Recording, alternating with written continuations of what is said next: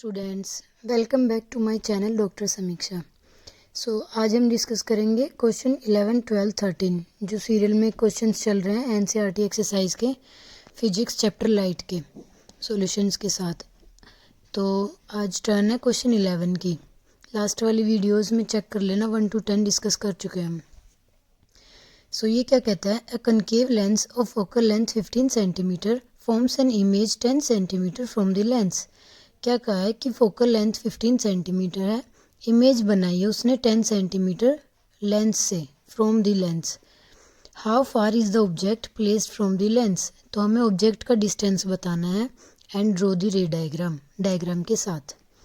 Solve करते हैं। चलिए, सबसे पहले हमें क्या लिखना है कि गिवन क्या क्या है। फोकल लेंथ गिवन है 15 centimetre and image distance given है 10 सेंटीमीटर। अब यहाँ पे नेगेटिव साइन क्यों है, क्योंकि क्वेश्चन में क्या बोला है कि फ्रॉम द लेंस। हमें ये चीज़ें क्वेश्चन से ही पता चल जाएंगी पॉजिटिव और नेगेटिव साइन के लिए। Okay, behind the mirror, front of mirror, वहाँ से। तो अब क्या है, from lens formula. Lens formula क्या होता है, 1/v माइनस में 1/u इज इक्वल टू में 1/f। ये फार्मूलेज के मैंने शॉर्ट वीडियो में नोट्स डाल रखे हैं।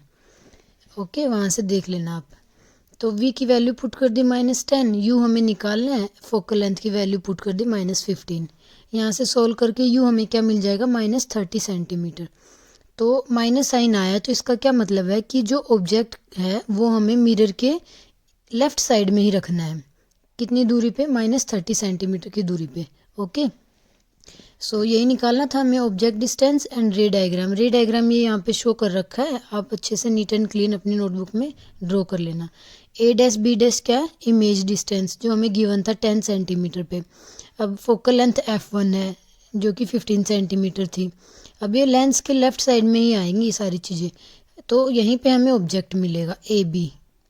ठीक है, अब नेक्स्ट क्वेश्चन 12। ये क्या कहता है, an object is placed at A distance of 10 centimetre from a convex mirror of focal length 15 centimetre. अब इसमें कन्वेक्स मिरर यूज़ किया है, वहाँ था कनकेव लेंस क्वेश्चन 11 में। तो मिरर इसमें क्या बोला, फोकल लेंथ दे रखी है और जो ऑब्जेक्ट है वो दे रखा है 10 सेंटीमीटर। अब क्या निकालनी है, position and nature of the image. यहाँ हमें इमेज निकालनी है, तो सबसे पहले वही हमें गिवन जो वो लिख लिया।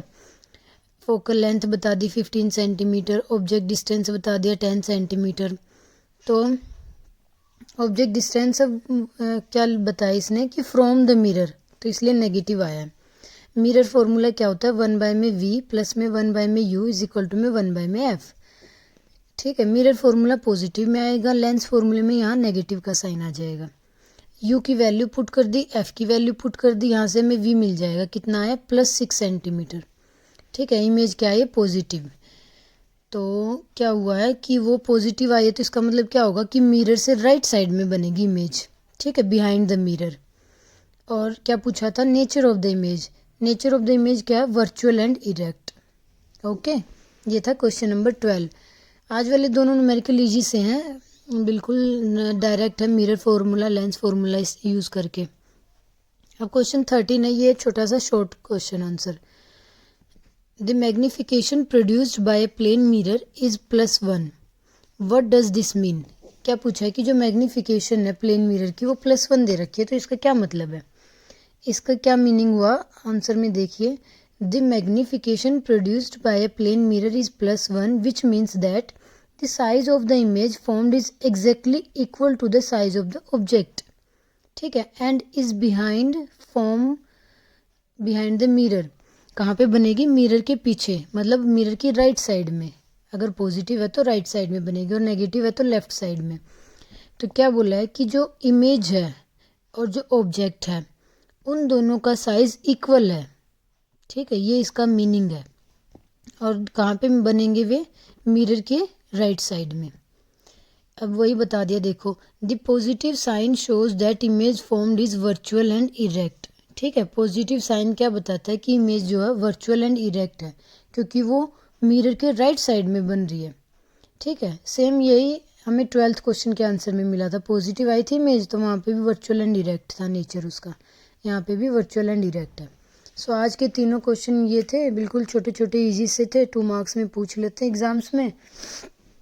सो आपके लिए वीडियो यूज़फुल हो और अच्छी लगे तो लाइक शेयर कमेंट करके ज़रूर बताना, और ज़्यादा से ज़्यादा शेयर करो वीडियोस को। चैनल को सब्सक्राइब कर लें ताकि न्यू वीडियो जल्दी से सबसे पहले आपको नोटिफिकेशन मिल सके और आपकी हेल्प हो सके।